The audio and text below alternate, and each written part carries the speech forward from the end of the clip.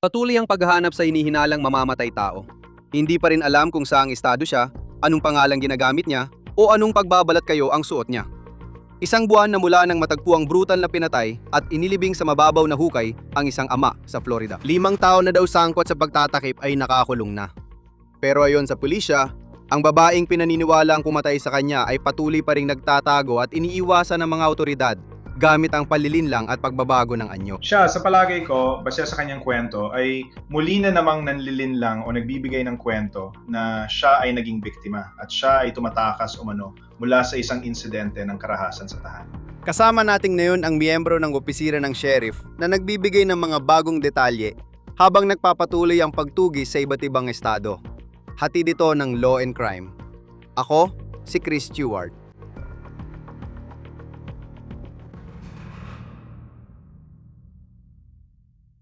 Marami tayong pag-uusapan dito. Sigurado akong nakita mo na ang balita at walang gustong makaranas ng ganitong sitwasyon. Lalo na sa inyong komunidad, kung saan may isang hinihinalang mamamatay tao na malaya pa rin at tila walang nakakaalam kung nasaan siya at kung saan siya naroon nitong mga nakaraang linggo. Ngayon, ang biktima dito ay isang ama at sa totoo lang, nakakakilabot ang kanyang pagkamatay. Ngayon, kung may magandang balita man sa puntong ito, yon ay 5 hinihinalang kasabwat sa krimeng ito ay nakakulong na ngayon. Pero ang hinihinalang pumatay, hindi pa rin natin alam kung nasaan siya. Maaaring nasa Florida siya. Pwede rin siyang nasa Georgia. Baka nasa Alabama. Maaring nagpapalit siya ng itsura at pangalan para makaiwas.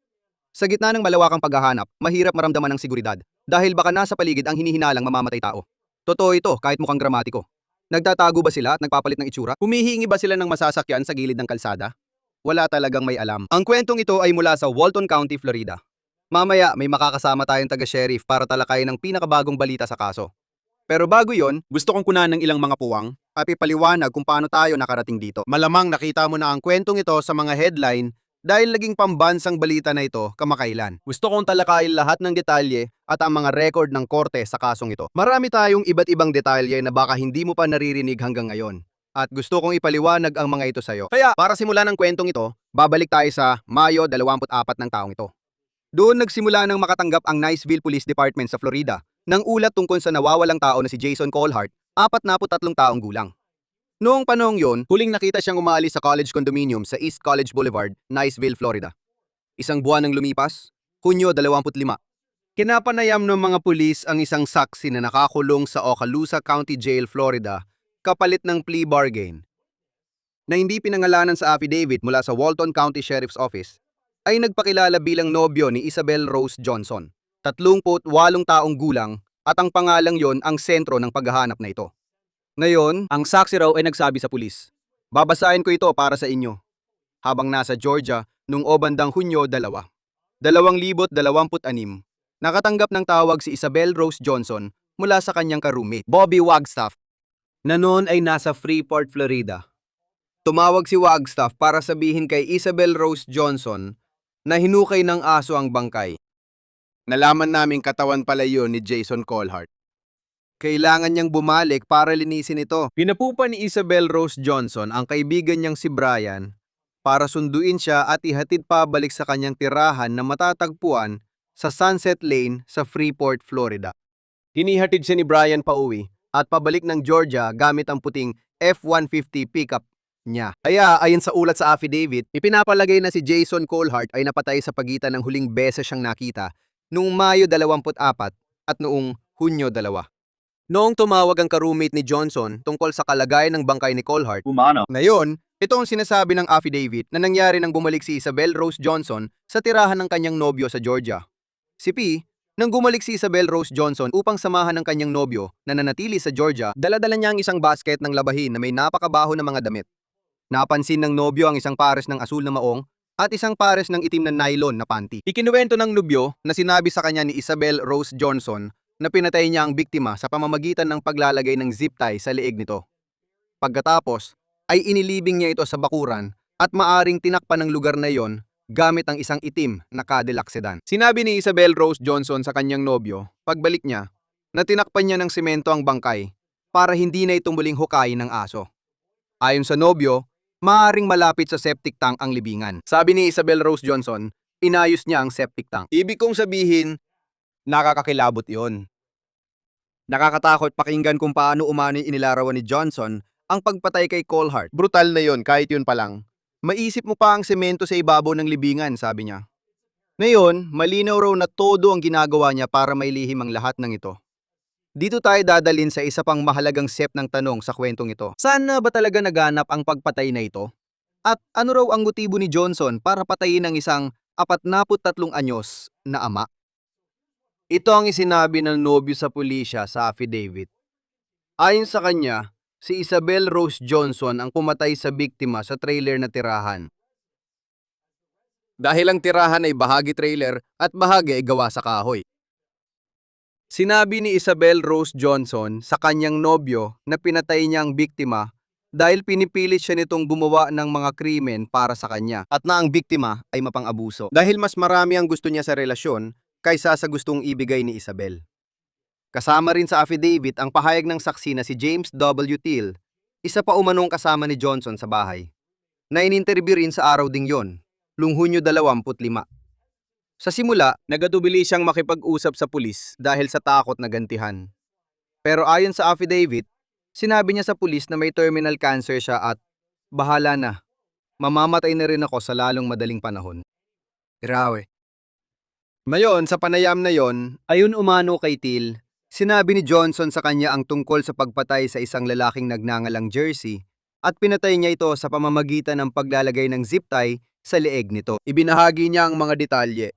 Umano'y sinabi ni Johnson kay Till ang totoong nangyari. Si P, sinabi ni Till kay Investigador Gunn na alam niyang tinanggal ni Isabel ang batang lalaki dahil nakakainis ito sa kanya. Sabi ni Till kay Investigador Gunn, ang batang lalaki ay nagbabantang makialam sa kustodiya ni Isabel sa mga anak niya. Dagdag pa, hindi raw niya pinaniniwala ang may alam si Bobby Wagstaff kung bakit naguhukay si Isabel. Pero tumulong si Bobby kay Isabel sa paghuhukay ng butas. Ngayon, kailangan nating magdagdag na isang bagay dito. Narinig yun na ang pangalang Bobby ng ilang beses. Kaya, ang isa pang ka-roommate ni Johnson, ang pangalan niya ay Bobby Wagstaff. Siya ay kinasuhan bilang kasabwat matapos ang krimen. Second-degree felony ito dahil sa pagtulong kay Johnson maghukay ng butas na pinagtaguan sa bangkay ni Cole Hart. Pag-uusapan pa natin ang mga umano'y kasabwat sa kasong ito na dumami na ngayon. Sabi ng autoridad, pwedeng madagdagan pa ito. Sa ngayon, may ilang nakakagulat na detalyeng pinagbabatayan ang mga investigador. At sa parehong araw, Hunyo 25, pumunta sila sa tirahan sa Sunset Lane sa Freeport na tinitirhan ni Johnson, Wagstaff, at Till upang maghanap ng ebidensya ng mga labi ng tao. Ngayon, ayon sa pulisya, narito ang kanilang natuklasan sa ari-arian habang nagsasagawa ng paghanap sa bahay at paligid. Isang bangkay ng isang namatay na tao ang natagpuan sa isang libingan. Ang libingang yon ay tinapan ng konkreto na mukhang bahagyang sariwang konkreto. May nakaparadang itim na Cadillac sa ibabaw ng libingan katabi ng storage shed. Habang tinatanggal ang konkreto, natagpuan ang buhay na damo sa ilalim.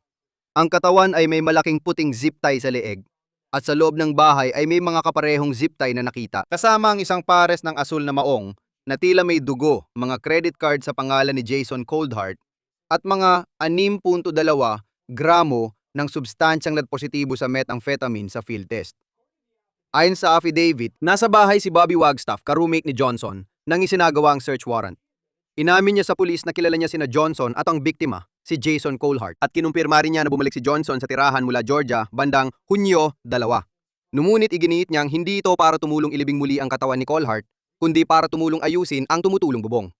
Ngayon, tandaan ninyo, sinabi ng mga autoridad na may mga text message sila sa pagitan ng dalawa. Tandaan mo yan habang pinapakinggan mo ang kwentong ito. Sabi pa ni Wagstaff, umano'y inamin niya sa pulis na si Johnson ang nagukay ng butas sa likod ng bahay. Pero giit niya, ginawa niya ito para palalimin ang fire pit na malapit sa libingan.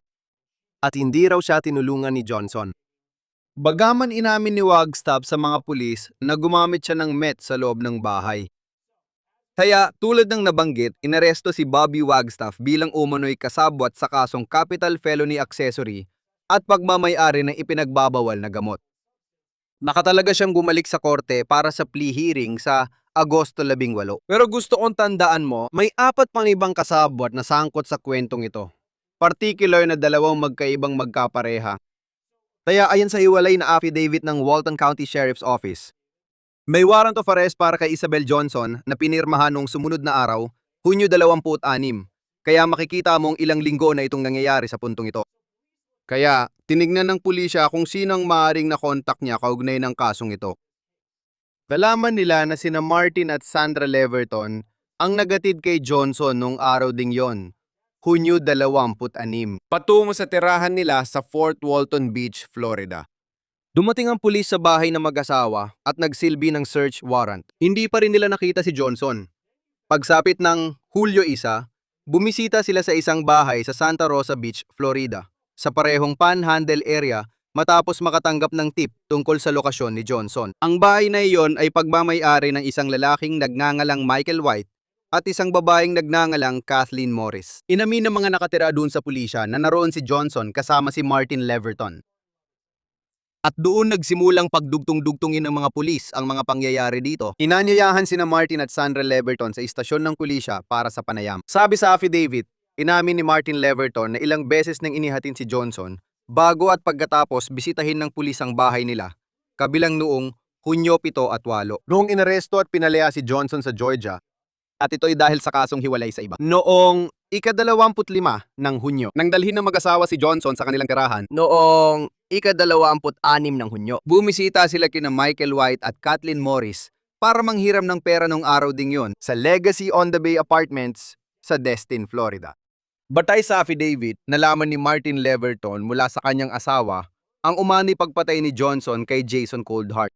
Pagkatapos, tinawagan niya ang kaibigan para humanap ng ligtas na matutuluyan ni Johnson sa labas ng Florida.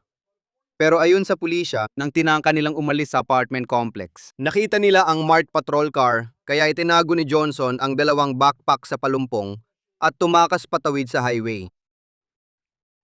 Inamin ni Martin Leverton na ibinalik na kay Johnson ang mga backpack matapos malaman. Napunta siya sa bahay ni Michael White at Kathleen Morris, kasama ang paggatid niya malapit sa county highway. Nalaman na kay Michael White pala ang lupang yon. Kaya ngayon, sa panayang ni Sandra Leverton sa pulisya, inamin niyang siyang nagpiyansa kay Johnson sa kulungan sa Georgia noong panahong sinundo nila siya sa bahay ng tiyahin niya, ayon sa kanyang hiling. Muli, ito ay mga bandang Hunyo 7 o Hunyo 8. Ayon kay Sandra, ibinalik nila si Johnson sa Sunset Lane, Freeport, kung saan natagpuan ang labi ni Coldheart. Ngayon, lilipat tayo sa Hunyo 25. Kinumpirma ni Sandra sa ulat na sinundo niya si Johnson sa bahay nito at dinala sa bahay ng mag-asawa na may planong tumuloy sa ibang lugar pagkalipas na ilang araw. Ang apartment complex na binanggit ni Martin. Sa puntong ito, pinaniniwala ang alang na ni Sandra ang pagpatay ni Johnson kay Coldheart. Inamin ni Sandra sa pulis na noong bumisita sila sa bahay at tinanong kung nasaan si Johnson, nagsinungaling siya, sinabi niyang di niya alam. Matapos umalis ang mga pulis, sinabi ni Sandra na pumunta siya sa apartment ni Johnson para sabihan siyang hinahanap siya ng mga pulis. Pagkatapos, sinabi ni Sandra na sila ng kanyang asawa. Nagpatuloy si Johnson sa pagpaplano ng pagtakas niya.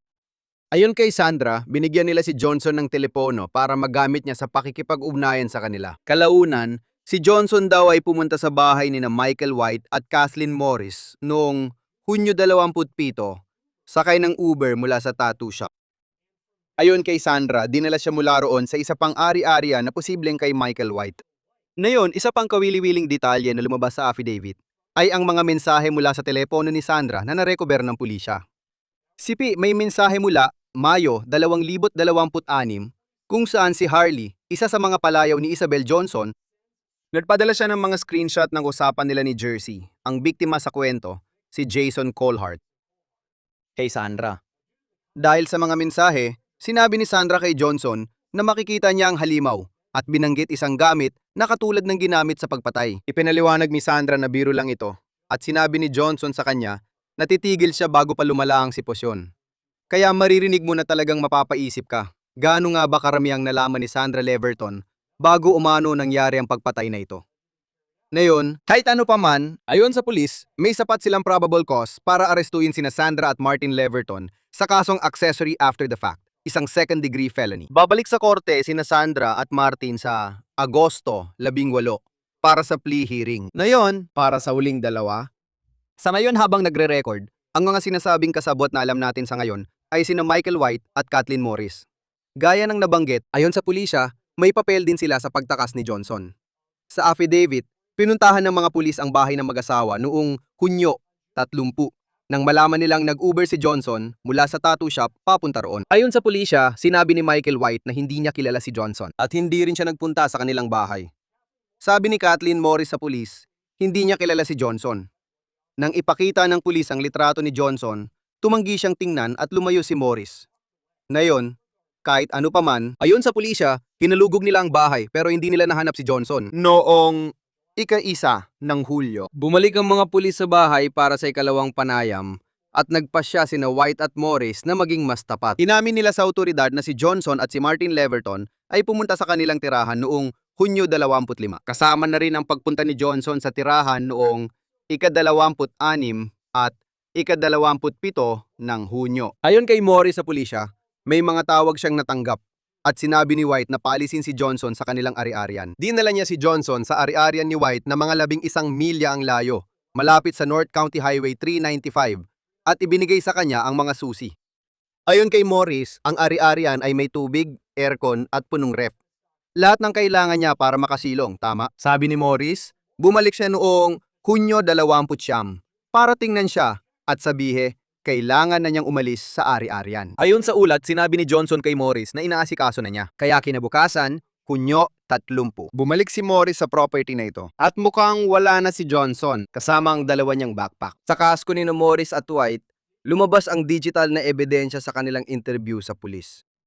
Natuklasan nila ito matapos siyasatin ng telepono ni Morris, kabilang ang mga palitan ng text ng dalawang mag-asawa. Magsimula tayo sa Hunyo 27. Narito si Kathleen Morris para kay Martin Leverton. Quote, bakit si Harley, isa yan sa mga alias ni Johnson, nasa sofa natin? Hunyo 27 mula kay Kathleen Morris kay Martin Leverton. Mas malaga, kailan mo siya kukunin? Sinabi pa niya, at quote, anong nangyayari Michael? Bakit iniwan ni Marty ang kanyang batang babaeng kaibigan dito? At kailan siya babalik para kunin siya? Sabi ni Martin Leverton kay Kathleen Morris. Papunta na ako ngayon. At pagkatapos mula kay Kathleen Morris, kay Martin Leverton, nag-usap na tayo. Anumang may tutulong ko, gagawin ko. Huwag kalimutan ang mga backpack pakiusap. Napag-usapan na natin ang tungkol sa mga backpack at kung gaano kahalaga ang mga iyon bilang ebidensya. Ngayon, Hunyo 27, pa rin ito mula kay Martin Leverton para kay Kathleen Morris. Pasensya na, magpapaliwanag ako sa lalong madaling panahon. Kaya pwede tayo mag-usap o mag-chat agad. Ang mga bagay ay naasikaso na. Sumunod si Kathleen Morris kay Martin Leverton ulit. 11:42 AM. Dalhan mo ako ng kahit ano, pakiusap. Nakalaunan ay natuklasan ng pulisya, ayon sa kanila, ay meth. Alas 5:34 ng hapon na ngayon. Isa kang gago dahil wala kang iniwan, lol. Kailangan kong magtanong tungkol sa kaibigang nasa stage 4. Noong Hunyo 27, sinabi ni Martin Leverton kay Kathleen Morris, hindi tayo matutulungan ng kaibigan kong taga Georgia sa pagkakataong ito. At napag-alaman ng pulis na kapatid ito ni Martin. Pagkatapos si Kathleen Morris kay Martin Leverton ulit. 1 minuto, Hunyo 27. Martin Leverton kay Kathleen Morris. Sige, kailangan ko nang kunin si Marty. Si Kathleen Morris kay Martin Leverton ulit. Nakausap mo na ba si Harley? Ika-28 ng Hunyo mula kay Martin Leverton para kay Kathleen Morris. Hindi. Kinabukasan, Hunyo 29, sabi ni Kathleen. Pwede mo ba akong tawagan? Kinabukasan, si Michael White kay Kathleen Morris. Tawagan mo muna ako bago ka bumalik. May mga bagay akong gustong pag-usapan para malaman mo kung ano ang sinabi ko sa mga pulis na pumunta sa bahay. At makikikita mo sa sinasabing pangtatakip kung gaano kabigat ang mga text message na ito para sa mga umano'y kasabwat. Kathleen Morris kay Michael White. Sinabi ko sa mga pulis ang buong katotohanan. Wala akong kaibigan at wala akong pamilya. At sobrang nakakalungkot yon. Nakakaawa talaga. Sinasabi mo sa kanila na wala akong ginagawa. Lalo lang itong pinapatunayan. LOL. Ano na para matapos na to, hindi ba?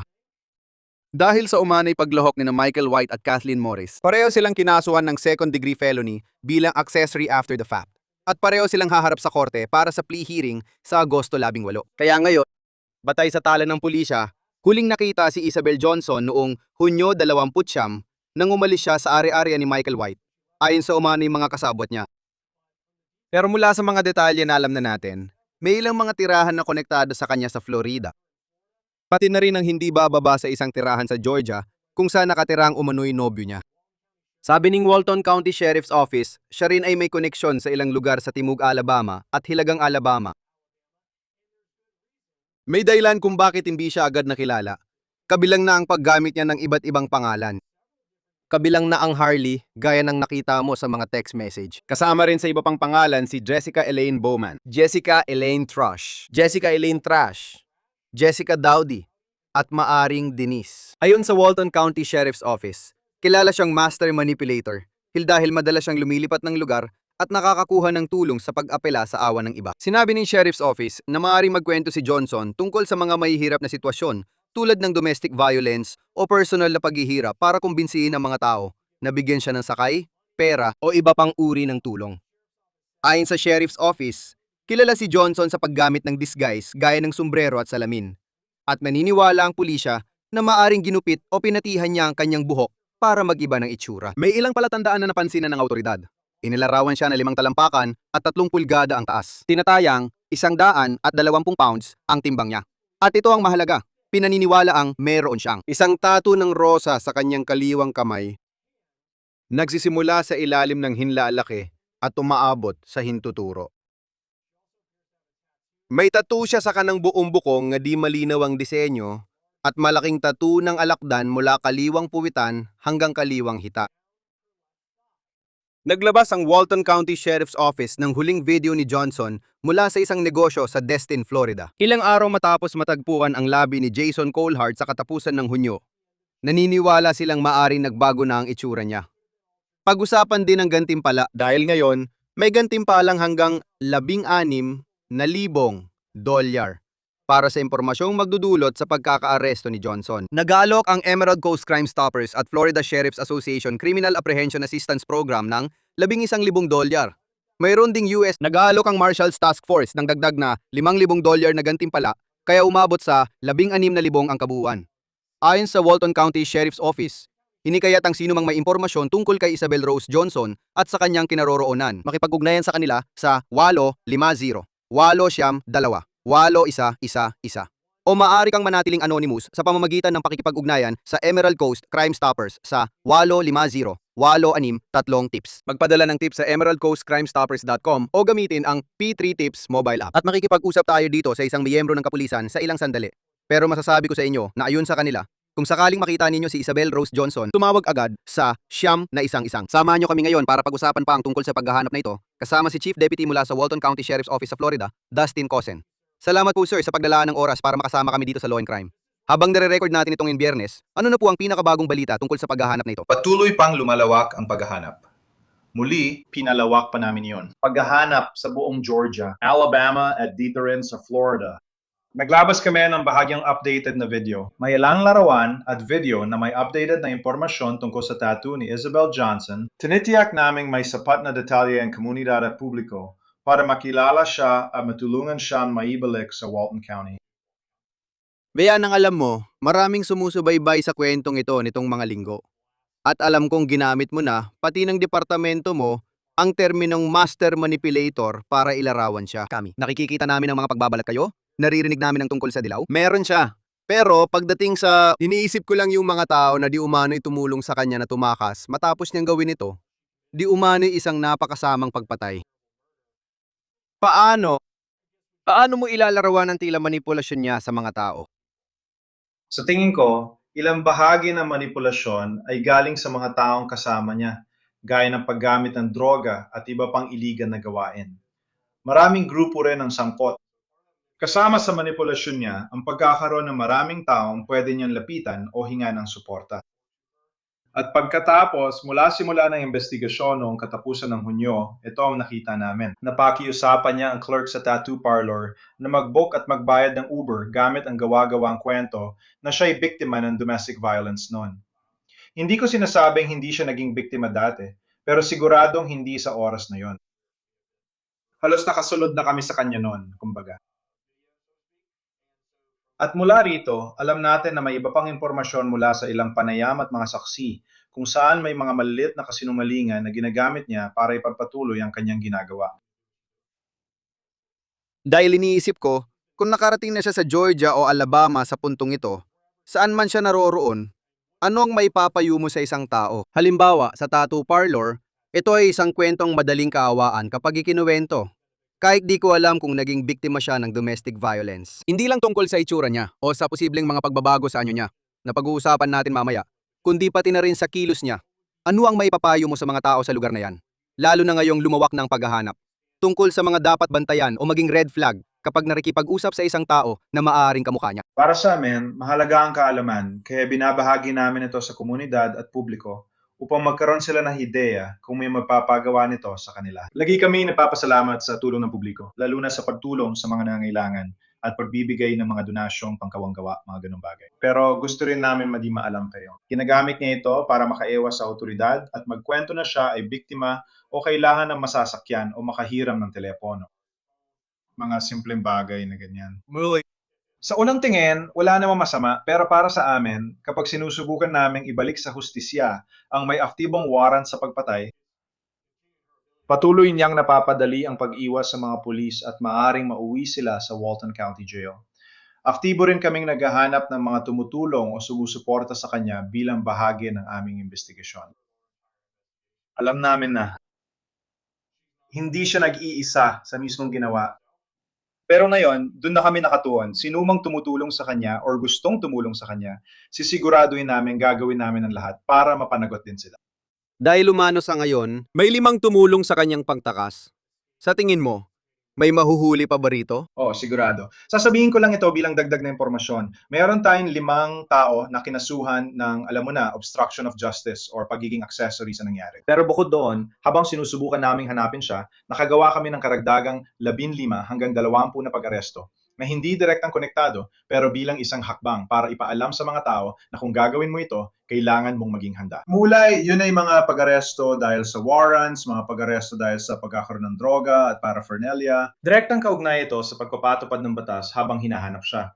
Agad kaming kumikilos at patuloy na naghahanap at humaharap sa sinumang konektado sa kanya dahil alam naming may alam ng impormasyon. At doon nakatuon ang aming mga pagsisikap. Napansin ko na may malawak siyang kasaysayan ng krimen bago pa ang mga kaso ng droga.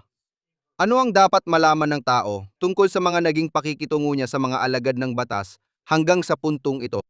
Sa tingin ko, nakakatulong yon sa kakayahan niyang magpatuloy.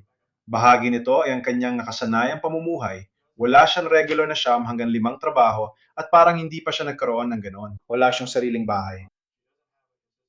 Wala siyang permanenteng tirahan kaya palipat-lipat siya kasama ang mga dati at kasalukuyan niyang kakilala. At kapag pinagsama-sama mo ang mga grupong ito, may mga connection din sa lahat ng mga tao ngayon. Kaya yun din talaga ang napapahirap para sa amin. Araw-araw dumadami ang listahan namin ng mga person of interest habang mas marami kaming ini-interview at may nagtatanong kung na-interview na namin si ganito dahil baka may alam sila. Habang padami ng padami ang listahan yon, may posibilidad ng ibang sangkot kaya patuloy namin ginagawa ang lahat ng pagsisikap at kinokolekta ang bawat ebidensya, hindi lang para sa investigasyon ng pagpatay, kundi pati sa paghahanap kung nasaan siya. Ano-ano ang mga pagbabalat kayo na ginagamit niya? Sa video mula sa tattoo shop, mapapansin mong medyo maikli ang buhok niya. Mas maikli sa isang gilid at nakasuot siya ng ball cap. Kung titingnan mo ang video, ang kilos at ugali niya, sa tingin ko, based sa kwento niya, ay alam mo na inuulit niyang pinalalabas na siyang biktima at tumatakas mula sa insidente ng domestic violence. Kaya anumang tungkol sa pagbabago ng itsura niya, naniniwala kami na baka pinaputol at pinakulayan niya ang buhok niya dahil narinig naming mas mapusyaw o mas maitim din ito. Nagsusuot din siya ng sombrero. Kaya kailangan nating bigyang pansin ang bawat maliit na posibleng pagbabago sa itsura. At kung titingnan mo ng maigi ang mga litrato na inilabas namin, iba-iba ang itsura niya sa bawat isa. Mula sa mga mugshot hanggang sa ilang social media posts na inilabas namin, pero pati na rin sa ilang mga video, mga screenshot mula sa video, iba-iba ang itsura niya sa bawat isa. Kaya gusto ko talagang bigyang pansin ng publiko ang ilang particular na bagay na ginagawa niya o kahit ang kanyang kilos o paraan ng pagsasalita. Tungkol sa paraan ng kanyang pagsasalita, ang pangalan niya ay Isabel Rose Johnson at meron siyang ilang alias. Isa sa mga iyon ay Harley. Makikita ng mga tao kung ano talagang mga alias na yon. Pero paano niya nakuha ang napakaraming pangalan na mukhang may bigat At maaaring kilala siya ng iba sa ibang pangalan bukod sa tunay niya. Oo, para maging diretso at tapat, yan talaga ang estilo ng pamumuhay niya. Ganon siya namuhay. Palipat-lipat siya. Kaya sa paglipat-lipat niya, gumagamit siya ng iba't ibang pangalan, nakakagawa siya ng mga krimen gamit ang iba't ibang pangalan, at ginagamit ang mga iyon bilang alias para magpanggap na ibang tao. Sa unang linggo siguro ng investigasyon, tinatawag namin siya sa pangalan niyang Isabel Johnson. Tapos may mga nagsimulang magtanong, si Harley ba ang tinutukoy ninyo? Kinailangan namin palitan ng pagtawag sa kanya at gawing Harley, hindi Isabel Johnson. Isa ito sa unang hakbang para matiyak na tinatawag namin siya sa pangalang kilala siya ng mga tao. Dagdag pa sina Jessica Bowman at Jessica Dowdy, mga karagdagang pangalan na ginamit niya noong siya ay naaresto o nakalista bilang mga alias niya. Kahit nakakita kami ng ilang dokumento o opisyal na papeles na ginamit niya ang ilan sa mga pangalang iyon para sa mga layunin ng dokumentasyon, kaya talaga. Ganito na lang, hindi na check kung ano pa ang kaya niyang gawin.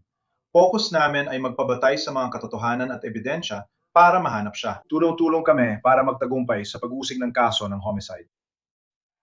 Paano niya nagagawa na hikayatin ng napakaraming tao hanggang sa puntong isugal nila ang kanilang kalayaan para tulungan siya? Ayon sa mga tagapagpatupad ng batas, paano makaiwas sa kasong pagpatay na ito?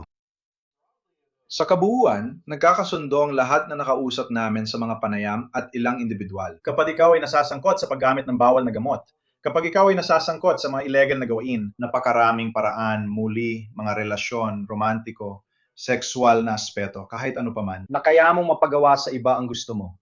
At nakakabahala yon para sa amin. May mga patakaran kaming dapat sundin. Siya, hindi. Kaya nagagawa niyang gumamit ng illegal na paraan para patuloy na makaiwas sa amin. At sa bawat tao na tumutulong sa kanya o nagbibigay ng suporta, nandun kami para hanapin sila at ipagpatuloy ang aming investigasyon at isa-isang tututukan ang mga taong iyon at ang mga prosesong kaugnay nito. May dalawang estado pa bukod sa Florida na posibleng kinaroroonan niya ngayon, Georgia at Alabama. Maaari pang lumawak ito sa ibang lugar. Maliban sa madaling biyahe mula Walton County, bakit interesado kayo sa mga estadong yon? Ano ang koneksyon niya doon? Sa tingin ko, dati siyang taga-Hilagang, Alabama. Sa tingin ko, nanirahan siya sa Huntsville area ng ilang panahon.